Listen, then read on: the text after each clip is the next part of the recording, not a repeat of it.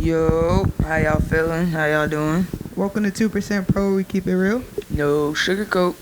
I'm Kayla. I'm Rinnah. Let's get it. So today, we will be talking about financial literacy, the aspects of it, why it's important, what we should know about it for the most part. Yeah. What is financial literacy?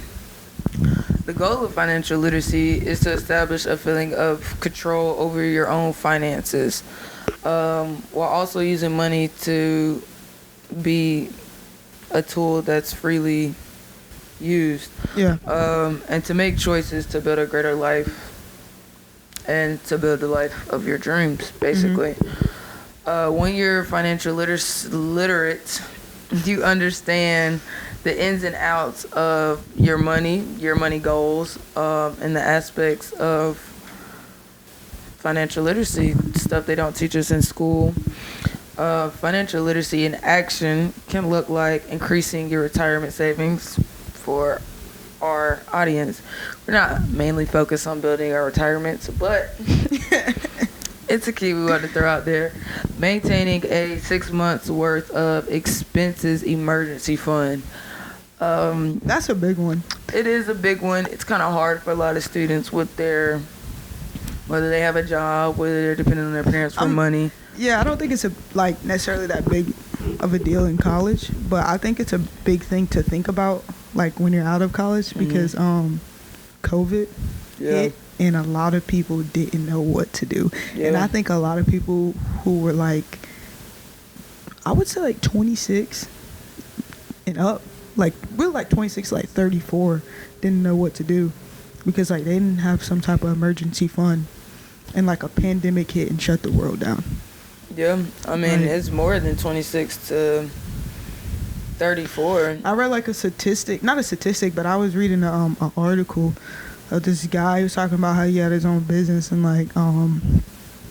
he had, I think, 6,000 saved and he blew through it because COVID hit and it shut his business down. His sales so were going many down. small businesses got shut hit, down. Yeah, but you gotta think about someone who had an emergency fund and that person was prepared and now that they blew through that money. Then their business wasn't making money. Now, so they probably invested their own money into their business, thinking that COVID wasn't gonna last this long, and then boom, what are we, a year and a half into COVID? And I mean, some progress has been made, but it's still affecting. But I just think that's a big one to think about, when we get out of college, doing something like that. Yeah. Also being financially literate, you will learn and know how to balance your credit cards and your credit, and realizing what your credit score is and that's how it can benefit you and how it can hurt you. That's definitely something they don't talk about in school, but that's definitely something that can make and break you when you're trying to level up in life, whether it's buying a home, whether it's moving into your own apartment, whether that's trying to get a car, all your bills, all that stuff, your rate on things, they look at your credit. Some people don't even know that. They don't know that. They don't realize why they're paying so much for simply utilities. Yeah. Or, or insurance. Credit and it's affects because utilities. They look at your credit. You can get a lower rate on pretty much 90% of your bills if you have a good credit score. You have a good credit score, yep. And just checking your credit report regularly is also an action taken when being financially literate. Excuse me. Okay, now. So, why is financial literacy important? It's important for college students because most of us, this is our first time being on our own. Yeah. I know for me, coming to college is my first time being on my own. Yeah. And we have to probably save money for food, for different expenses if we want to go out, if we want to any extracurricular activity, and school-related expenses, things of that nature. And without guidance, choosing the wrong financial path can lead to prolonging life goals, wanting to buy a home, wanting to get your own apartment, wanting to get a car, So Starting a family. Yeah, if you don't start learning about that stuff early on in college, then when you get out of college, all of the things that you start thinking about, like entering your adulthood, like real adulthood, like, oh, I want to go get a car, I want to go get my own apartment, and then they're like, well, your credit score isn't good. Yeah, and it's important. A lot of people think having financial literacy is only important for after college, or if I didn't go to college, you know, right when you start real life. And it's important and affects college students because of their lack of knowledge on it. Mm-hmm. And I was reading that 21 out of the states in the U.S. offer financial literacy courses K through 12, and only 6 require it. Mm-hmm. And I found that funny because one of the states that require it is North Carolina. I attended a public school in North Carolina. I did too. I didn't so did you. It was never required for me. Never required I think, for me. You know, I attended a large public school at that. The only financial literacy that I got, and if you are from North Carolina, especially, you know, in a rural area, mm-hmm. you will probably remember your trip in elementary school to J.A. Biztown. Hold on, do you want to know what my job was at J.A. Biztown? What, dude? I worked at the radio station. I was a daggone bank teller, dude. No, dude. I love J.A. Biztown. I worked at the radio station, and I remember because I was on the mic, like, overseeing and talking and stuff, and I thought back then I was going to do something like that. Look at me now, still talking, doing crazy stuff. Oh, my gosh. For those who don't know J.A. Biztown, basically a group of elementary kids go into this big building with, it's basically a mini town, mini city, and they give you a job. The preparation before you go on the trip, they teach you how to look at your bank account, how to write checks, how to use your money wisely. But that was when I was 8 or 9. I do not remember whatever they taught us. And who writes checks anymore? They go get a money order or something. Like, I remember, like, we had money to spend. But, like, we were supposed to figure out, like, what we wanted to spend our money on. I think I remember spending my money on something like food or something. Like, that was they didn't provide us a lunch. But, like, I think that was, like, the one day I brought food from home. And I still spent money on the food at J.A. Biztown. Like, that just shows a poor habit of pretty much a lot of the adults I know. You have groceries at home. And we still go. Still go spend food out. Still go stop at the Wendy's and McDonald's and cook out on the way home. So, basically, with all that being said, since there are poor restrictions on forcing financial literacy courses K through 12, the statistics show that 54% of college students live at home to help them with the expenses of college. 42% of all college students live below the lines of poverty. When you do the math, that means 75% of the students living away from home that are attending college live below the lines of poverty. As far as athletes, the numbers are a little more extensive. 85% of on-campus athletes are living below the lines of poverty, and 86% of off-campus athletes are living below the lines of poverty. I don't think people want to talk about athletes living in poverty. Like, I don't think people want to come to terms with the fact that college athletes can even live in poverty, because they're like, how can you live in poverty? Like, they give this idea of like, oh, they're putting clothes on your back, they're giving you food, they're giving you a free education. So how can you necessarily live in poverty? But guess what? You can. Like, there are. First of all, very few schools.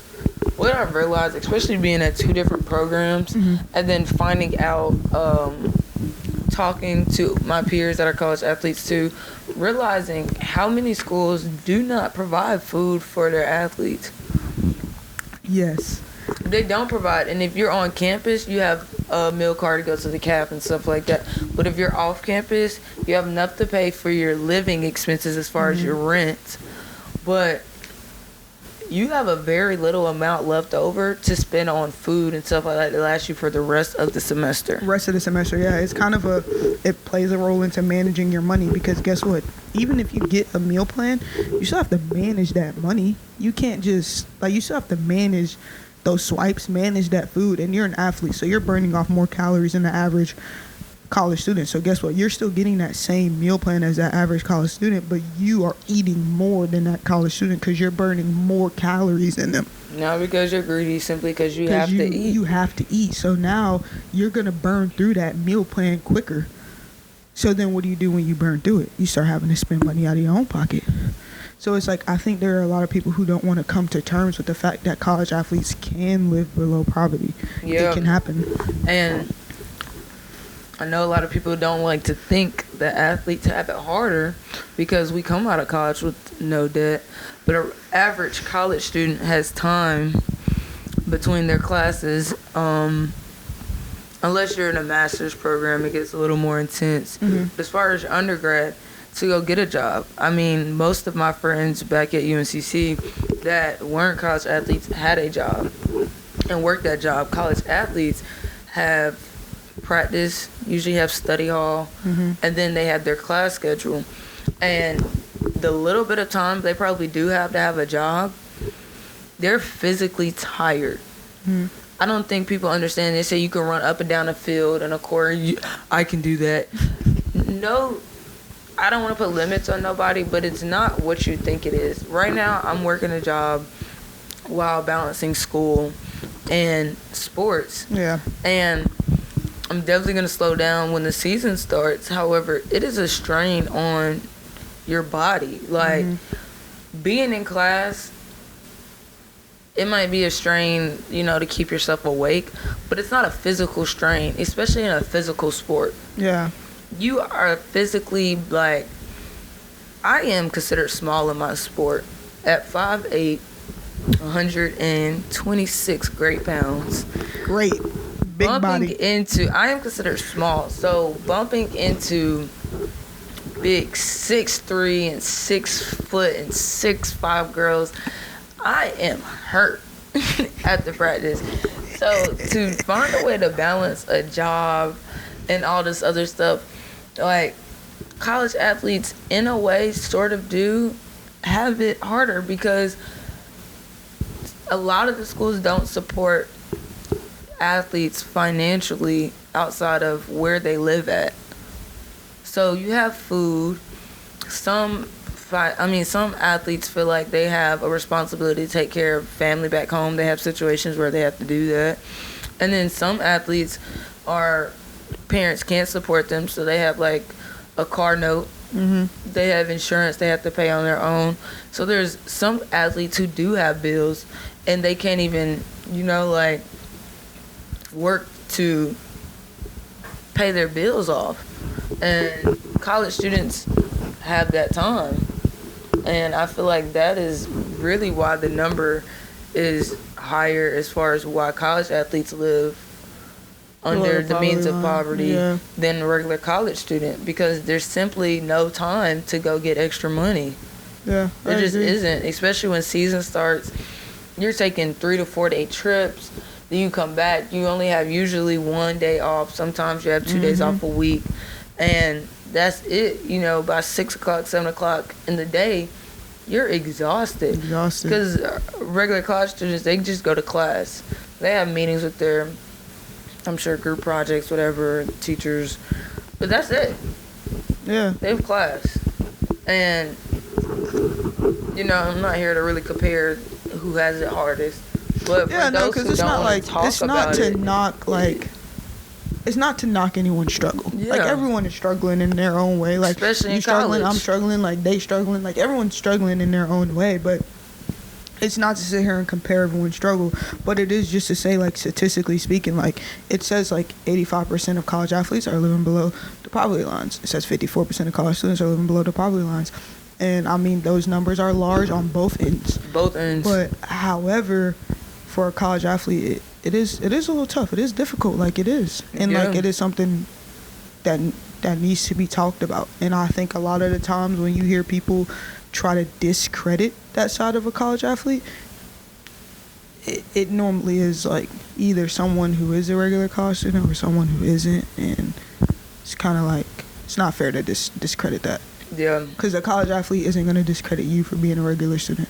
Yeah, but athletes are considered privileged because we have our school paid for, and that is a privilege, and it is a blessing. It is a privilege. It is a blessing. However, don't think we just have money and food handed to us. But that's why programs and universities think that that's enough, because there are regular college students who think, oh, well, you get your college paid for. I would love to have it. I would do anything to get it paid for. But in reality, would you really trade roles? Like, for a day, would you trade roles with a college athlete and do what they do to get your college paid for?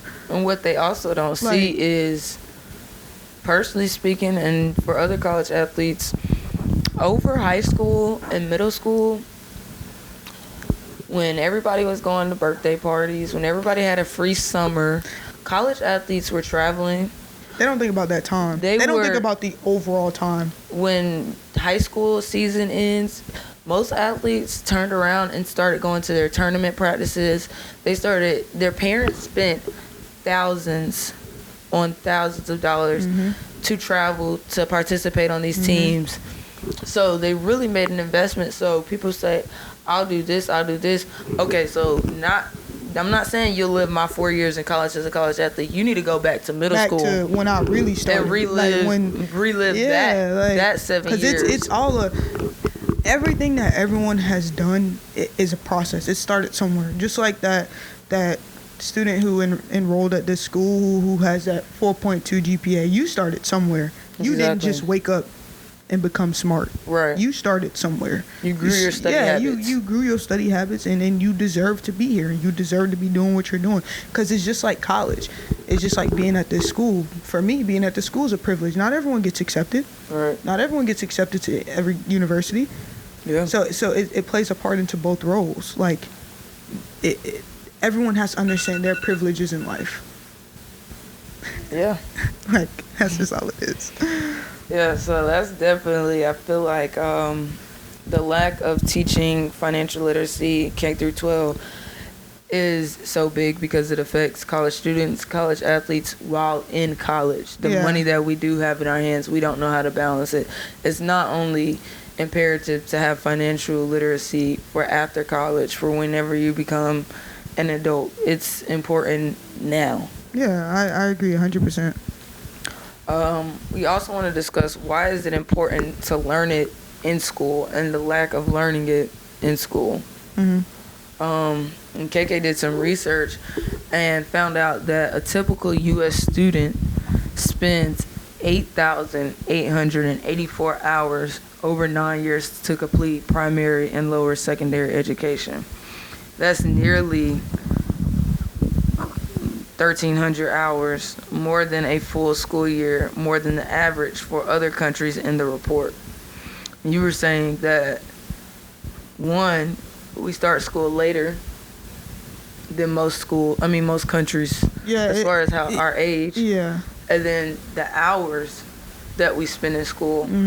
And some people would be like, well, it's good that we can spend more time in school. And it is kind of a blessing. Extent, like it is good that we spend more time in school, but I think it would be great if we were learning more. Like if we were, like, I always look at it like this, like they teach us those four main subjects. Like they make it seem like those four main subjects are what we need. Like you need that English, you need that math, you need that science, and you need that history. But like it's deeper than that. Like, and I know in most countries, more. I know in most countries, people start choosing and finding out about different majors that they want to do in college in high school. They start deciding what they want to do with their life in high school. So when they're in college, they're better prepared for it. So in high school, they don't have to take all the history classes if they want to do. If they want to be, a finance major, or if they want to be computer science. They don't need the history components in high school as much as the other students. And I feel like saying that we need all this information, most of the adults I know, they haven't applied what they've learned in school, high school, even college, in their life doing their job, doing their 9 to 5. Most of the stuff that they do in their job, they learned it on training. They're not applying any of the things that they learned. I mean, that's what working is, though. Working is about experience. Like, basically. It's about experience. And, like, that's why, like, when we're in college, they tell us, like, you need to get a internship. You need to look at these internships, and you need to do this, and you need to do that. But in reality, I feel like college should be about getting that experience for your career path.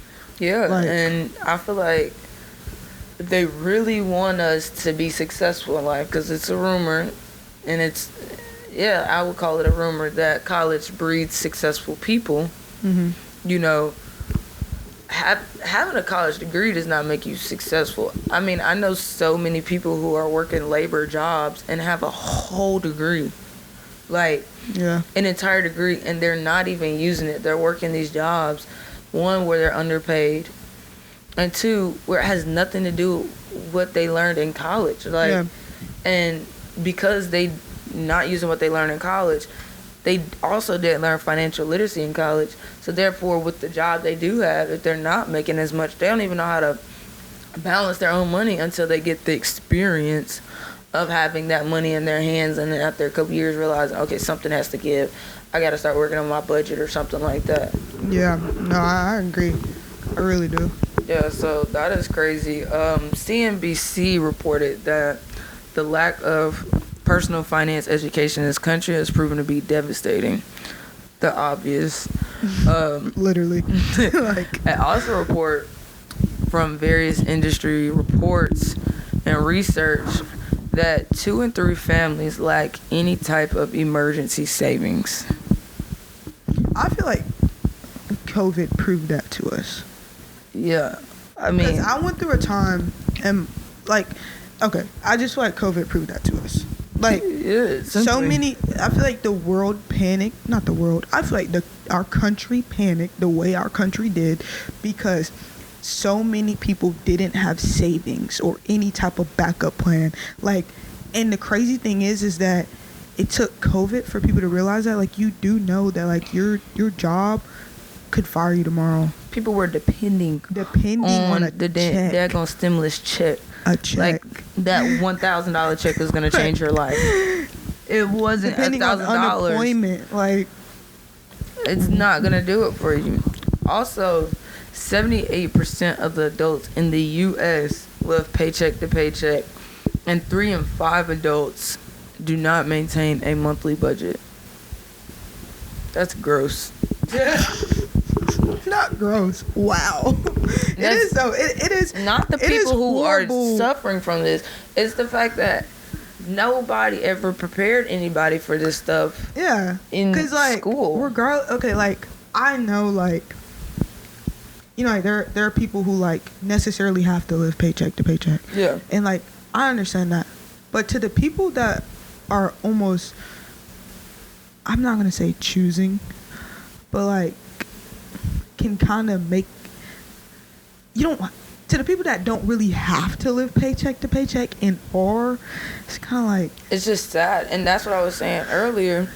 It says, Experian, very credible source, that when you are financially literate, even if you do not have the disposable income to help you reach all of your financial goals, that means if you don't have the income to take expensive vacations and to retire early, that does not mean you still cannot be, financially comfortable. I'm not saying free. It means when you are financially literate, you know how to prioritize your money and make strides when you're able to. Yeah, so like, even for the, go ahead. Like, people don't understand that, like, if you, because this says 3 in 5 adults do not maintain a monthly budget.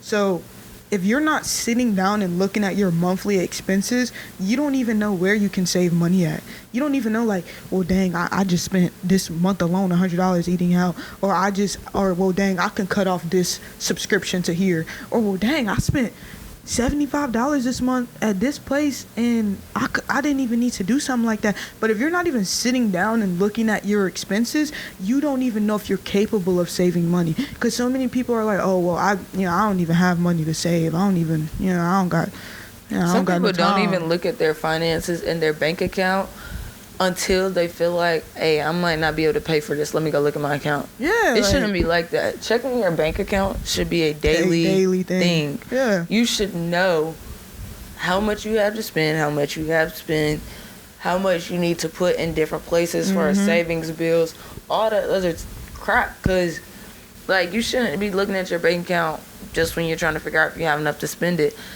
Even if you have just the right amount to spend it, that means you should not be spending it.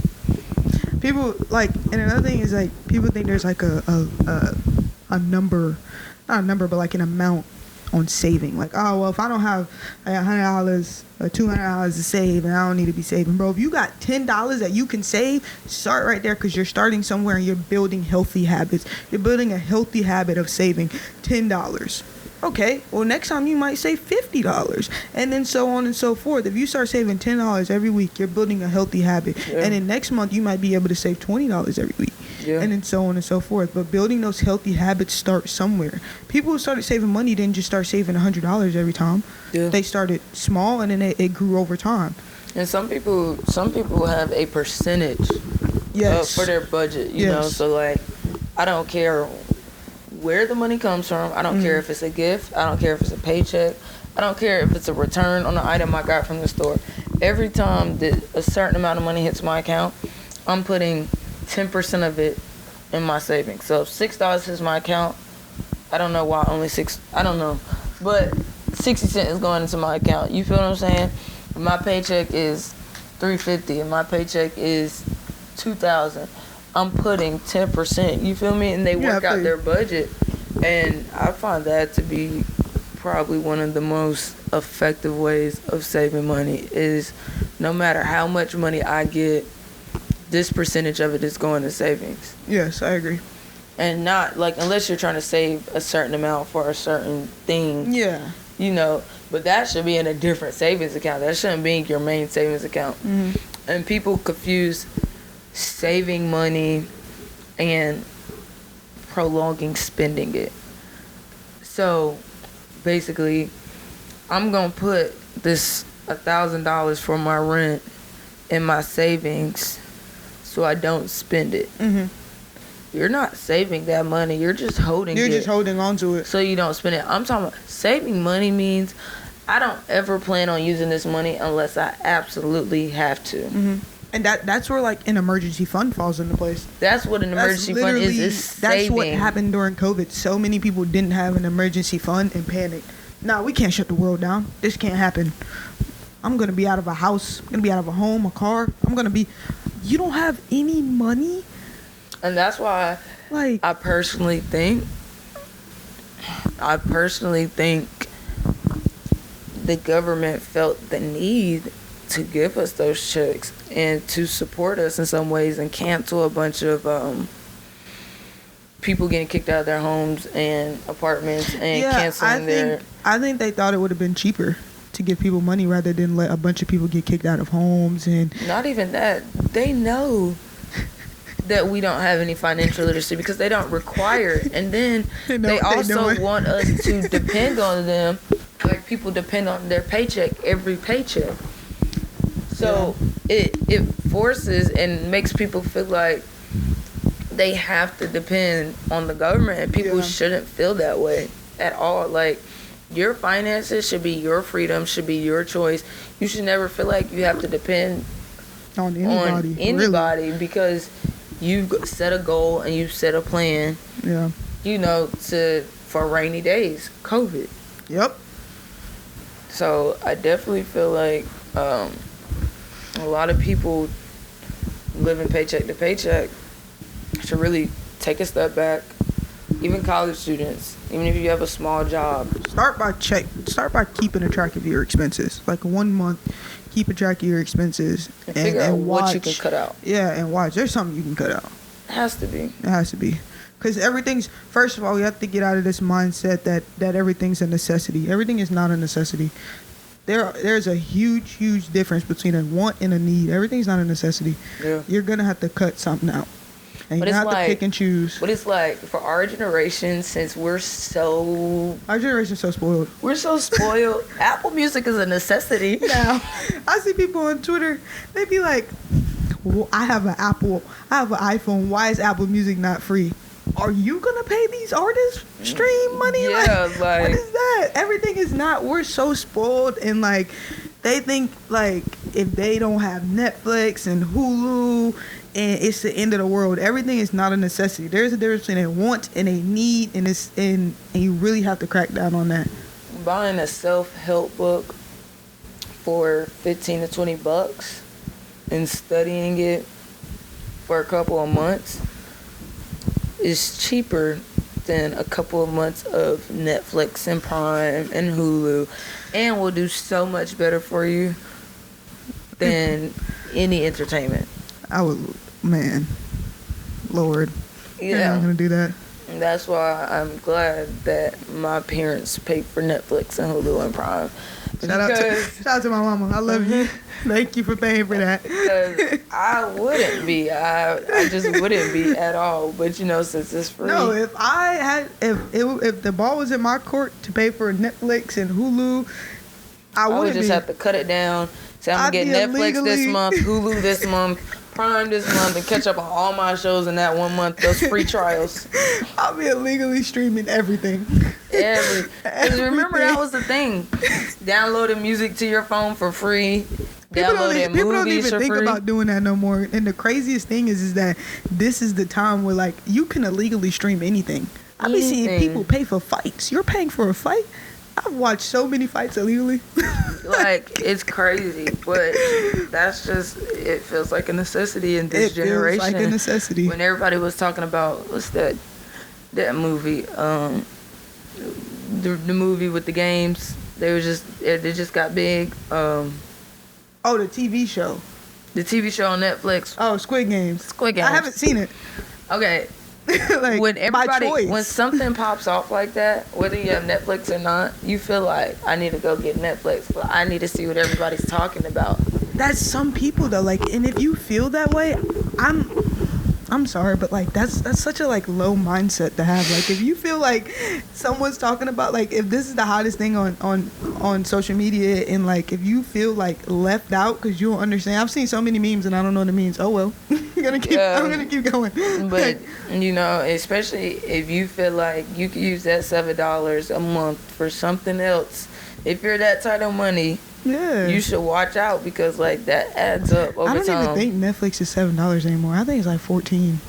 Whatever it is, and then people sign up for subscriptions, end up forgetting about it, and then end up having to pay another 2 months. People don't understand And that then once they subscriptions- realize it come out your account, got to get on the phone with customer service to cancel it. That's annoying. They purposely do that. They are not going to send you an email reminder a week before and be like, hey, we're taking money out of your account next week. Don't forget. They're purposely not going to do that. They 'Cause want to have your money.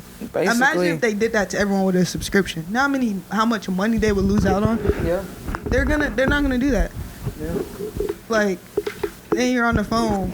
You and the thousands of other people are on the phone trying to cancel it because you forgot that it's coming out, and now you need to cancel it. Yeah. Like- So noticing things like that are very important to finding financial freedom, financial success, to do what you want to do. And doing what you want to do does not mean I have the money and I want this bag, so I'm going to go get this bag, or I'm going to get the shoes. I'm talking about the big goals here. If you want to start a family, you start thinking about your finances now. If you want to People don't even travel know the how world, much it costs to start a family. it Like, costs it a costs lot. money to have a kid. Like, people don't even think about that. To literally have a child. Especially for the gay community, LGBTQ community on the rise. Having a kid it's not cheap. Like this, it's not cheap. It's not. I literally know what you were just about to say. You said, and you just went, it's not cheap. It's not cheap. I'm not saying it's cheaper for straight couples. However, it just is natural. It happens naturally. And that's an expense that there's a bunch of expenses that we should start planning in our younger 20s. We should start planning for it now. Doing what you want is that saying, I take it as doing what I want in the long run, not doing what I want now. Because if I just did whatever I want every single time I want to do it, I'm just going to be broke. I think that's another thing is that a lot of people don't think, I think a lot of our generation don't think about the long run no more. Everyone is very short term because like YOLO and living in the moment. Like short term currently, like, oh, well, this is like, I gotta have this for Instagram and I gotta have this. Why? Like, do you not know that like there are other things out there? Like, you gotta think a few years ahead. Like, if you're not thinking a few years ahead, if you keep buying these shoes and keep buying these clothes, and, oh, well, I want a bag and I want this, your money is going down the drain. You're not investing into anything. You're just throwing your money. Some people in our generation will save $2,000 to $5,000, right? And go buy a daggone Louis wallet. Talk to me. Some Gucci shoes or something like that. Do you know the amount of money you spend on your designer at this age? First of all, one, it don't matter because now you're taking a picture in some Gucci shoes in front of your house. That money, you can take your old Nikes and take a picture in a big monument overseas somewhere. That money that you spent on them shoes can take you around the world. But no, we want to look good for Instagram. And you still look good for Instagram when you're traveling. And when you're traveling, you don't have to be in the most expensive stuff simply because the fact you're traveling. Like, you get to have a life experience that I wish I would have done the research on see how many people even get a chance to travel outside of the country. That's very that I want to do. It's very few. And so, like, for people who say, I want to travel, I don't believe you when you're buying expensive stuff because you don't want to travel. If you want to travel, you would know what it's like saving for a flight. If you want to travel, you would find out how much it was to get your passport.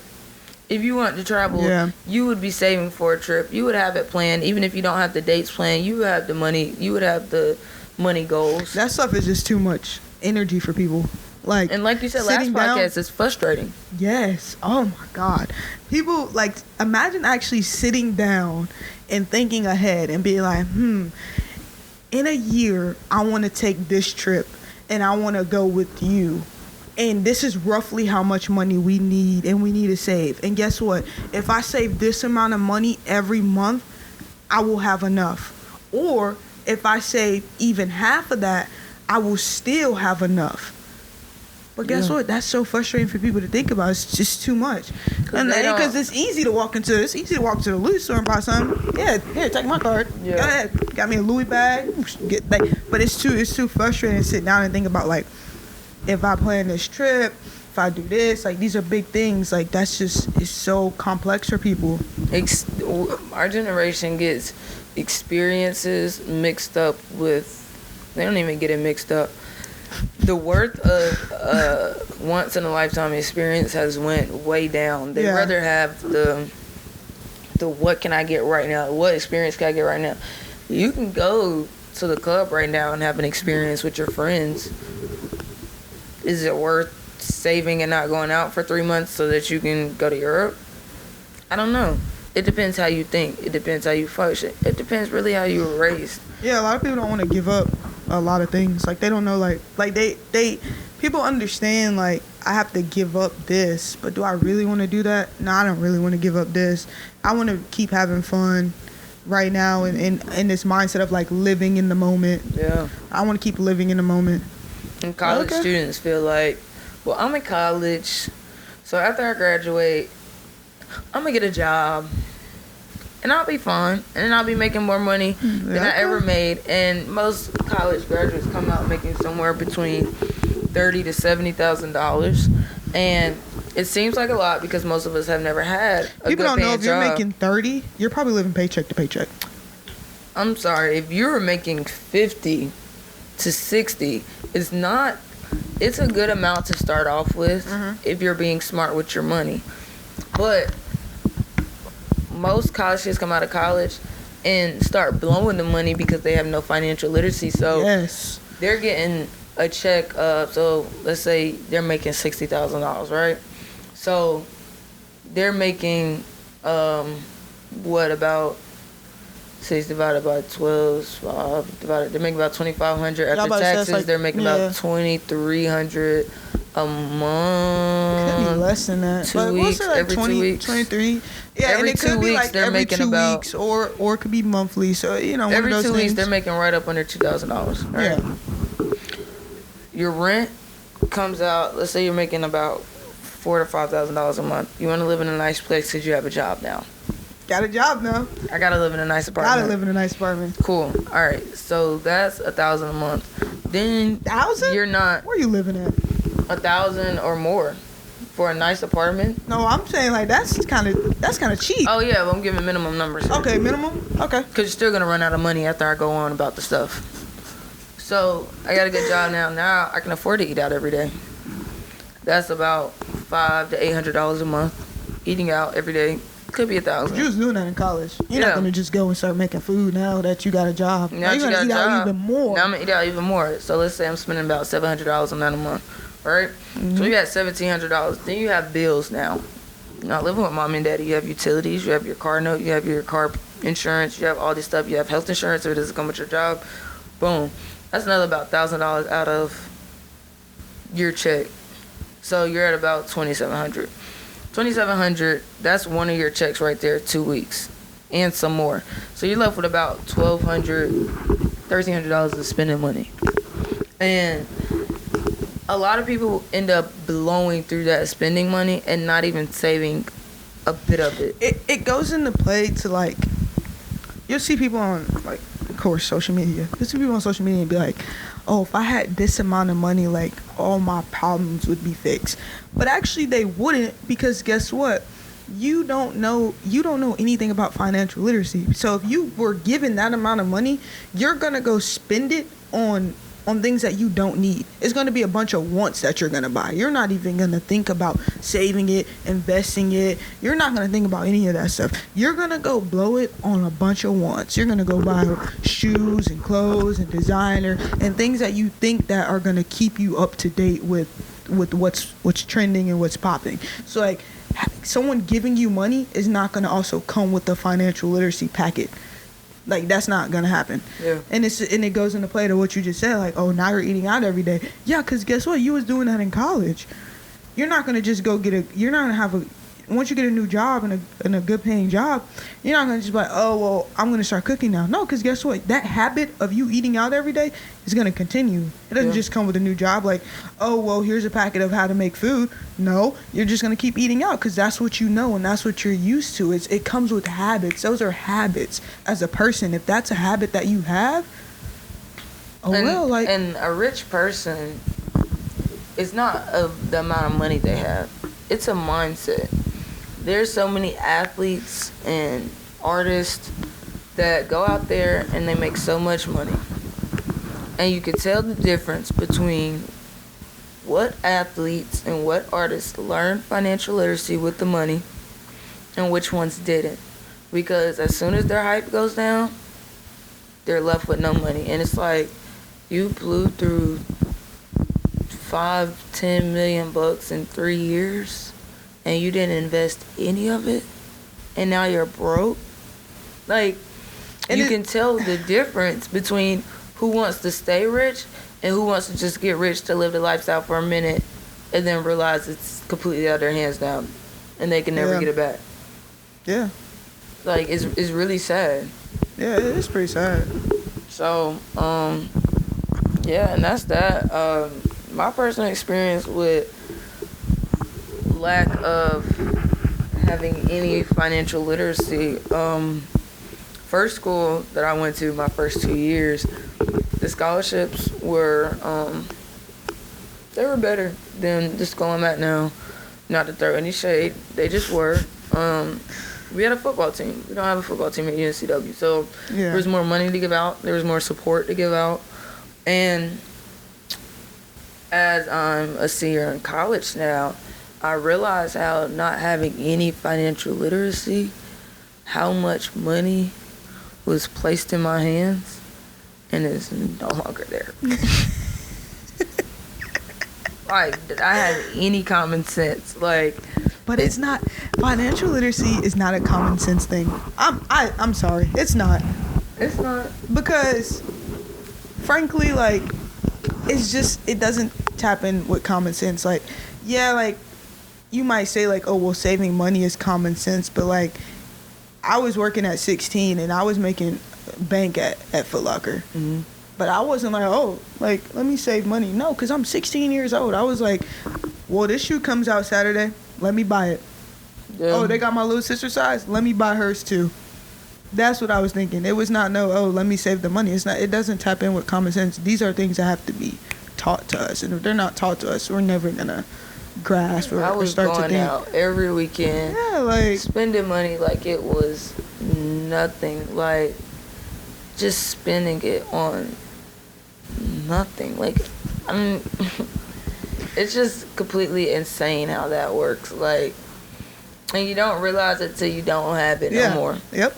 And when it's too late, that's when you realize it. So, that's really one of the purposes why we hear this podcast, because there's so many people in our generation who just have no financial literacy, and it's sad. And the schools don't make the change. Somebody do. Somebody got to speak out on it, because our personal experiences might not be the thing that changes it, but just like teaching 5 to 10 people, then they teaching their people, like, it's contagious, you know? Like, everybody wants to be rich, live this lifestyle of a superstar, but don't want to put the time in. Yeah.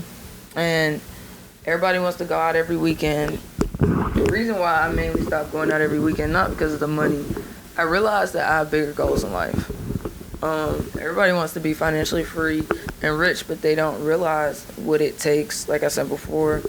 And so they don't realize that going out every weekend, that's $30-$40 every weekend. Sometimes $50, sometimes $100 unconsciously every weekend, right? Like, literally, you know how quick that racks up, like, every weekend. Every weekend. Then I realized I'm not reaching any of my financial goals. So I'm going out every weekend celebrating what? Celebrating that free time you get because you ain't got practice. And I realized that's really why I stopped going out. My teammates now, they have to beg me to go out, because, like, and the only time I really go out now is when I've reached a personal goal of mine of something, whether it's financial, whether it's school-wise, whether it's something, because I want to feel like I have a reason to celebrate. I don't want to go out with no purpose. I mean, every once in a while, it is good to go, let your hair down, go have fun. But every weekend, what are we celebrating every weekend? We're not going to have practice once a week, every weekend. Like, is that worth celebrating? A reoccurring thing, like, we know. Like, we know, so we got to celebrate it every week that we don't have practice tomorrow. What am I going to do different? Because I want to be able to celebrate something bigger once I get...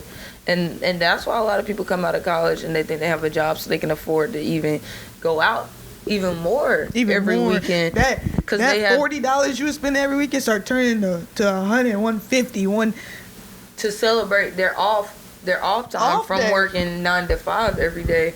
And it's like, you're gonna be off that Saturday and Sunday, every Saturday and Sunday, every Saturday and Sunday. So every Saturday and Sunday you're celebrating being off. Okay, now. And that type of mindset is going to keep you at that 9 to 5 until you're 50, and then you're going to have enough time for retire. I mean, then you're going to have enough money for retirement. Mm-hmm. Everybody wants these jobs and think you're just going to come into a 6-figure job out of college. You're not. Nope. Now they're raising the bar for 6-figure jobs. You have to have your master's. And it's just like, a lot of people don't realize the statistics, and they don't realize how their habits in college will trans over to after college. And when they get more money in their hands, have that more money will start feeling like less money after a couple years because it'll be so easy to spend it. That's why the unsuccessful rappers and artists and athletes, they get this certain huge amount of money and their spending habits go up. Now they're eating at nicer restaurants. Now they're buying more expensive clothes. And they realize that now this money isn't a lot. Getting $100,000 a month isn't a lot anymore because I know how to spend that. I want a new car every month. Like, you know? Like, it's just... It's repetitive and it's getting boring. And it just... I'm tired of hearing everybody want to live this certain lifestyle. But it's social media, though. Gosh. Social media. They don't even want to live it for themselves. They want to live it for social media. I told you earlier, because you asked me if I follow 2 people on social media. I said I don't follow celebrities. And that's because people don't want to realize that you control what you see on social media. So when I see people saying, oh, social media is so, toxic, or it's so, lame, it's not reality, it's not this, it's not that, that's because you're following people who aren't, like, they're not tapped in with reality. Yeah. If you're following 200 celebrities, why? You never gonna meet them. You don't know them. They're living a lifestyle that is way beyond anywhere you're near. So why are you following them? It doesn't make any sense to me. You need to be following your friends. You need to be following your family. You need to be following people that you know or could potentially know, or even a few people you might look up to. That's what I'm saying. Which celebrities are you listening to? Yeah, are you following? Who, me? No, I'm saying in general, them. You should pay attention to that. Yeah, pay attention to that. Like, if you following celebrities who just posting their chains and their cars, and if you following these rappers and a few of these ball players who not really posting nothing, this is not helping you in no type of way. So then now social media becomes a negative thing for you, and it doesn't become any type of reality. Yeah. That's why social media start to have such a negative connotation on it because of that, because of people start doing things like that. And then now you feel like you have to start getting this certain type of lifestyle. Oh, well, I'm following these celebrities and they posting this and that, like, that's the lifestyle I need to get. What are you talking about? How are you going to get that? You are in college right now. You are, like, people don't even know the percentage of even being a millionaire, of even getting 6 figures, of even getting a job that pays that. Like, they don't even know that, and they're like, oh, I need to get that. Yeah. What this celebrity has. Like, it's a very small percentage of how many millionaires general we have in the world, and that's just millionaires. $1 million, I think, in this day and age isn't as hard to get as it used to be. Yeah, I 100% agree. The percentage is rising. However, it's still a very low percentage. Yeah. On how many people are millionaires. And just having $1 million in your bank account does not make you rich. You gotta think about the assets that person has. They can have $1 million, but then have $900K in assets. So then now guess how much money they have. Like, that doesn't mean anything. You gotta think about that person's assets and then think about that $1 million. And then their investments and stuff like that. And people who are making money, this is my goal, personally, is making money in my sleep. Once I do that, you might see me out a couple more weekends than you do now. Dude, because we're making money in our sleep, we gonna be out. That's the goal. You want to know how to be rich without being famous? Multiple sources of income. Finding out how to make passive income. Basically, putting money in your account that you don't have to do any labor work for it. Yeah. Investing into businesses. Therefore, you reap off of these businesses. Yeah. So they don't teach us that type of stuff because they don't want us to be financially free. They want us to be dependent on government help and all this other stuff and living paycheck to paycheck. And that's not the life I don't care any human is supposed to live. Yeah, no. It's not humanly. One huge aspect that the schools do not teach us and is so detrimental is credit. And you don't realize how important it is until you're ready to make your first big purchase or you start having bills. Some of the benefits of having good credit is significant savings on interest rates, and whatever, loans, credit cards, whatever your big purchases are, better terms and availability on loan products, So that means better access to better loans. If your credit's not good, you can't get a big home. Even if you finally got that job you wanted and it's paying 6 figures, you still cannot get that home if you do not have good credit. They don't trust you to pay it back. You feel me? So better terms and availability on loan products, access to better credit cards.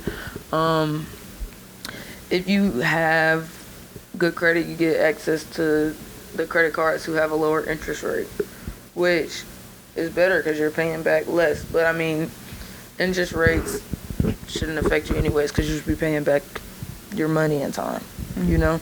Even though it still affects you in some ways, but not as much when you really focus on bettering your credit. Insurance discounts, house insurance, car insurance, rental insurance, health insurance. Your rates on what you are paying will decrease as your credit betters. And people don't realize that. More housing options. It really, I mean, not saying you don't have to make that much, but you can be living in a very, very nice neighborhood just because you have better credit, even if your income doesn't match it. Because now that you have better credit, your payments go down. Yeah. So they're more easier to pay just because you have better credit. So therefore, you know, you have hella housing options for real, wherever you want. Not wherever you want, that's a stretch. But, you know, it does widen your variety of where you can stay. Security deposit waivers on utilities. So depending on if you have a good credit or not, whenever you do start paying for utilities, sometimes you don't have to make a security deposit when you have better credit. You have good credit, you can just, you know, go ahead and start making your monthly payments. But if you don't, they're going to ask for that security deposit. Understanding your credit report. We'll talk about that. Yeah. Some of the things that you would see on your credit report are like late payments and minimum payments, and a lot of people don't understand that because like if your minimum payment, it could be like, okay, it could say that you won't pay your credit card off in like 5 years, but that's if you're making that minimum payment of, let's say, $25 a month. Yeah. So like you gotta start, like if you have in the budget to pay $50 a month for your credit card, then do that. Don't just pay the minimum payment, pay that $50 so that way you can pay your credit card off quicker rather than waiting that 5 years. And it's probably going to be more than 5 years. They tell you based off the total you have now. After interest add on, your 5 years might turn into 7 years. Yeah. Unconsciously, just because you're only paying the minimum payment. Yeah, exactly. So that's why, like, trying to pay whatever is in your budget should be what you should try to do. Yeah. Rather than just paying, you know, the minimum payments that they're telling you. Yeah. That's why it's important as a college student to get a credit card, but to know what you're doing. Yeah. Personal experience. Somebody told me, you need to get a credit card when you get to college. Okay. Jumped. I got a credit card. That okay sounded so exciting. Okay. I got a credit card and maxed it out. No way. Maxed it out. And paid it off. Maxed it out again. Paid it off. Maxed it out again. That is not the way you maxed out a credit card 3 times? Probably more than 3 times. Because the amount of scholarship money that I was getting at my previous school, I was able to pay it off whenever I really needed to. And I was like, wow. Oh my God. I'm just going to pay it off every time I get some money in my hands. That is awful. And then I have $700 more dollars. I got a student credit card, so that's how much I was able to spend, that $700. So I was able to pay it off. And then I was thinking I had $700 to spend because that was my limit. But that's the thing that we're emphasizing. How the hell am I supposed to know how our credit works? It sounds like free money to me. I didn't know. It was like, as long as I pay it off. Does it really matter? God. I mean, you're supposed to stay. They don't tell you this. You're supposed to stay 30% below. You're supposed to stay below 30% of your maximum Yeah. credit amount. Oh my gosh. Nobody told me that, so I Rinnah had was a over ball. here maxing her credit card out, thinking it was a debit card, free money. I'll pay it. I cut that card up a year later and just paid it off and forgot about it because it got ridiculous. I need to ask for another one to be sent out so I can start using it correctly, but it just was too dangerous to have at the time. I'm scared for you. It was way too dangerous. I mean, I was just swiping that bad boy. What could everywhere. you even possibly be swiping that much? You really want to know? And then, oh God, hold on. I used to love shoes. When I got here, I sold the majority of my shoes. Yeah. Shoes, clothes, going out in a bigger city versus the city I'm in now. That's true. It's just consciously yeah, more expensive. Uber fare. Uber. Yeah, to get home safely. Oh. And okay. In a bigger city that is, and I always tip Uber drivers really good when I'm feeling good. At least back in the day, because I thought I had it, you know. You thought you was running buck wild with $700 extra dollars. Oh my God. subscriptions out the butt. You was putting subscriptions on a credit card. Everything on that card. Nothing was connected to my debit card. Oh my God, y'all learn here from Rinnah. When you take cash out, don't take cash out of your credit card. You was taking cash out of a credit card? Hold on. A credit card? Because I was buying a lot of shoes from resellers, and a lot of them didn't have cash out and stuff. You know, my freshman, sophomore year, I don't know why. I feel like it was appropriate to have it during then. They didn't, so yes, I was buying shoes and taking cash out on a credit card. This is horrible. I mean, just horrible. Yeah, but my credit is in recovery. It's in recovery, and it is making progress. It is making upward progress. And for those who didn't tell me what I was doing was wrong. Yeah, anybody who was in Rinnah's life at this time, and if she told you what she was doing, you foul for not telling her that this is some. If you told anybody you said cash out on a credit card and they wasn't telling you that that was wrong. But listen, how many of them knew any financial literacy to tell me that? Okay, fair enough. But if I was in I wasn't talking to no adults. I was talking to people my age. Talking to the they homies. Was like, well, I need to get a credit card. You had the homies thinking that credit cards. Yeah, you should just pay it off in time. Because that's what I thought. The bank said as long as you pay it off in time, you're good. So I'm thinking. That's another thing. The banks give you the most bare minimum details possible. I'm like, all right, I'm paying it off in time, so it don't really matter. The banks give you the most bare minimum details impossible. They be like, look, just pay the credit card off in time. You good. Won't nothing. As long as you pay it off in time, it won't hurt your credit, nothing. But they surely miss out on a lot of details. Don't spend too much on your credit cards, but you should have one. Put your gas on it. It's a good. Yeah, like put gas, food, things of that nature. If you feel like you'll spend more on it, then you can go to a gas station and get a credit card through them so that you can only spend it on gas, and that will affect and better your credit if you use it correctly. Get a card specifically just for gas. Yes. When to check your credit. You should do that regularly, honestly. Credit bureaus update your credit report every 30 to 45 days. So you should check it. If you feel like you paid a bill late and it might have affected it negatively, you should check it. If you're in the process of rebuilding your credit, you should check it every time. Whatever you check your credit through, you should check it every time the bureaus report it. Is it bad to check your credit?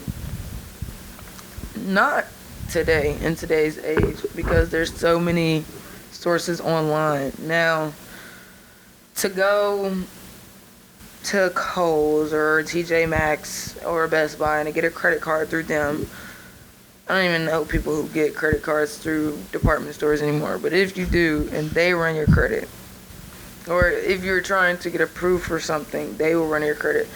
That does affect your credit, sometimes dramatically negatively, or just, what they call a soft hit or whatever like that, or a soft check.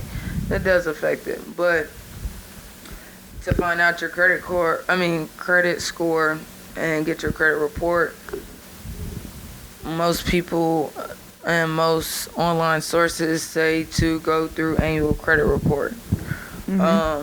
To best monitor your credit, people say Credit Karma. I have Credit Karma, and it works fine for me. I actually find it very efficient. It's an app on my phone. You sign in. They give you sources to reach out to help your credit, better your credit. If you want to, they also give you tools to set a budget plan to, pay off what is hitting your credit so hard. As far as improving your credit, a lot of sources say use CreditWise. And for your best daily updates, a lot of sources say use Wallet Hub. So I personally have not used any of these except for Credit Karma, but we got all this information from credible sources. So yeah, we did for this topic. We did extensive research, in my opinion. Yeah, like we didn't just slap some stuff around. We don't want to lead nobody in the wrong direction when it comes to credit, because it's so detrimental to life. They just act like it's not. Yeah, and I mean, coming from an experienced person like Rinnah, who was maxing out her credit card, I'm sure she doesn't want to go back down that path. So hell no. Because it's not cool. And with me being a senior, next year I have 1 more year eligibility. I'm not sure what yet will be done with it. However, I'll be in a situation where I will be in the real world. And if I can't find a guarantor for an apartment I want to move into, if I want to go straight to a house, whatever I want to do. I personally said I don't want a car payment for the next couple of years. I'll continue buying used cars. But if I want to go to the car dealership and buy a car with a low payment, look at my credit. So I realized how important it was, and I never want to be in that situation again. And for those listening who do want to better your credit, or even start building it because you haven't, which is completely fine, because some people have no clue they need to start building it in college. Or if you're right out of college, you might have messed it up, or you haven't even built it and you just graduated. We have been working on a list with financial advisors and credit advisors who will help you set up a monthly budget on how to better prioritize your money.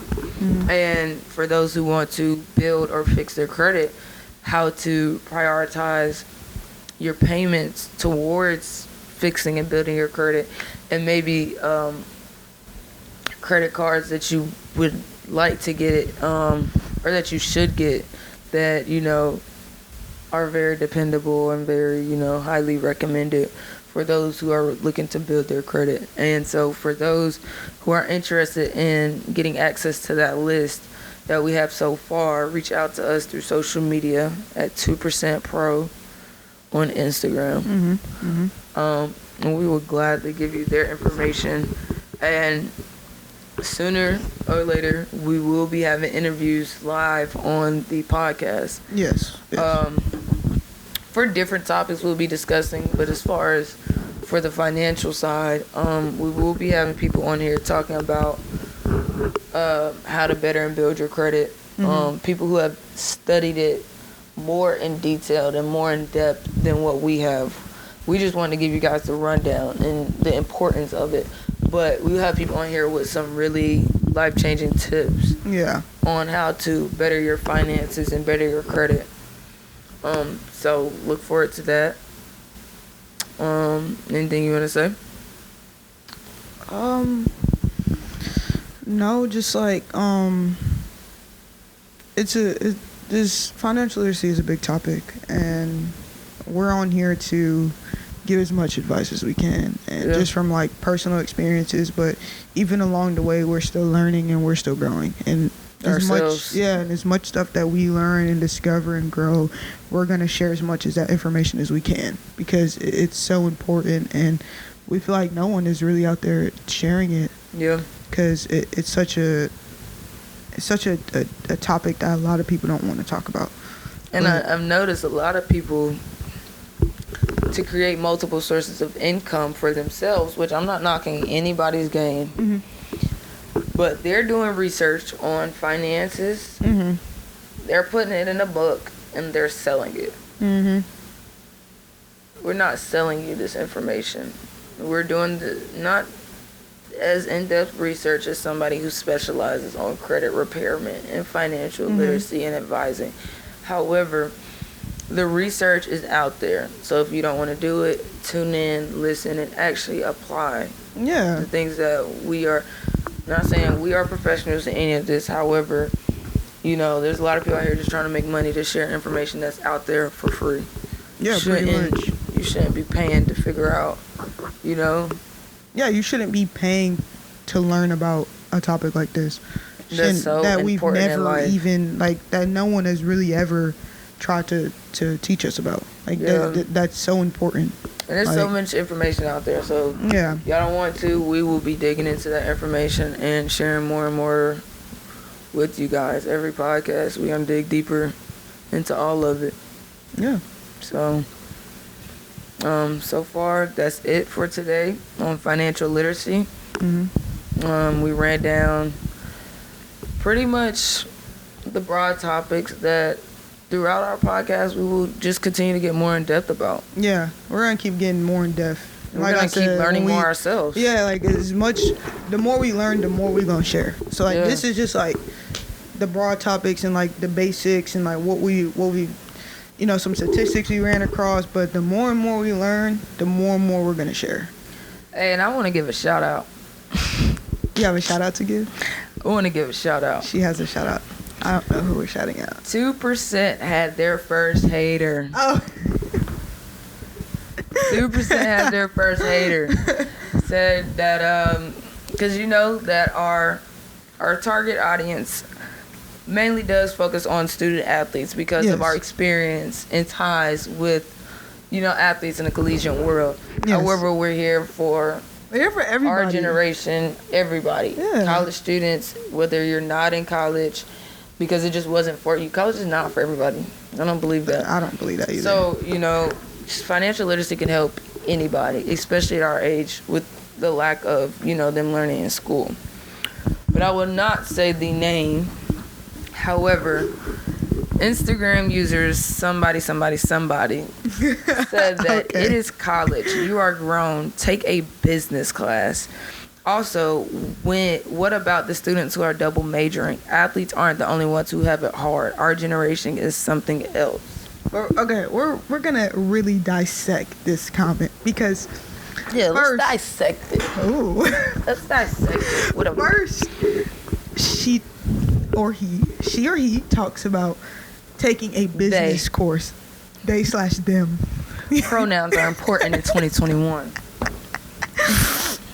Talks about taking a business course. I don't know about you, but I actually spoke to someone in my class yesterday who is a business major.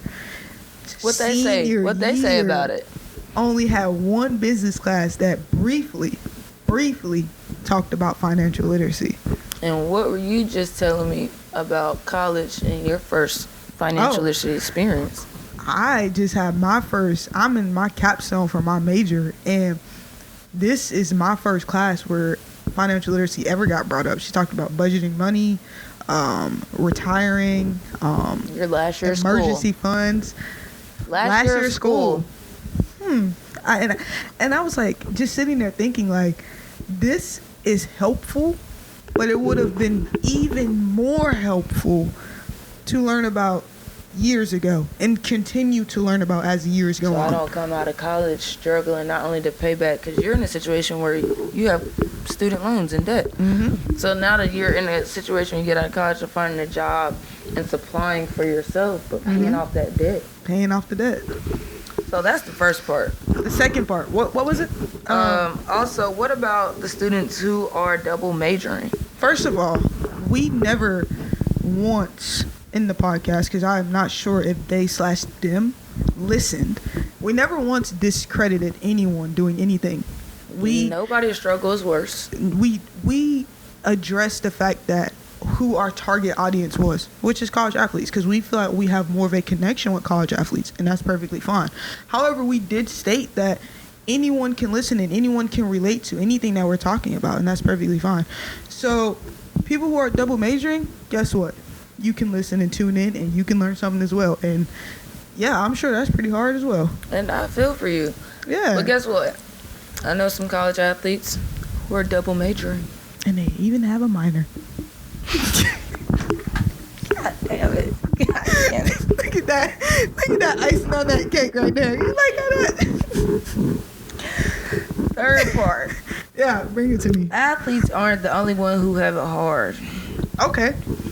We didn't say that. We, again, Our target audience. They/them is putting a lot of words in our mouth. I don't think I like that, because we never said that college athletes are the only people who have it hard. We never said that. We just said, once again, I'm going to bring it back, rewind.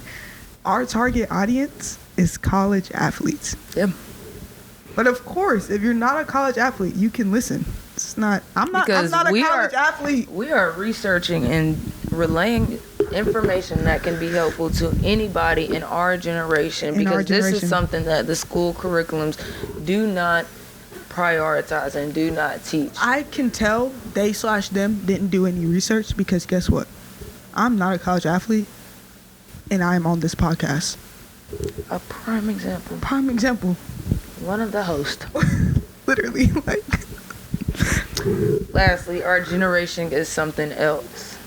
We even said our generation was something else, so we kind of agree with that, but we don't agree with everything else that you said. Let me read y'all my response. Firstly, thanked them/they for their feedback and interaction with our social media platform. Because, of course, thank you. Thank you. You're supporting us. You made us want to impact all college students even more. I said, thank you for your feedback and interaction. We are building a platform not only to educate and inform college athletes on financial literacy and other topics, but all college students. We just chose to target student athletes right now through a platform based on our relationships and experiences with athletes on the collegiate level.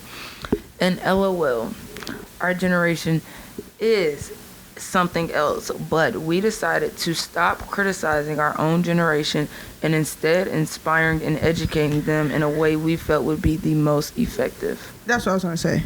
I think a lot of the times, I think I told you this on the phone, a lot of the times when our generation goes out there and seeks help, it gets looked at like we're looking for handouts, because the previous generations didn't go through that. They had to go out there and get it on their own and get it out the mud.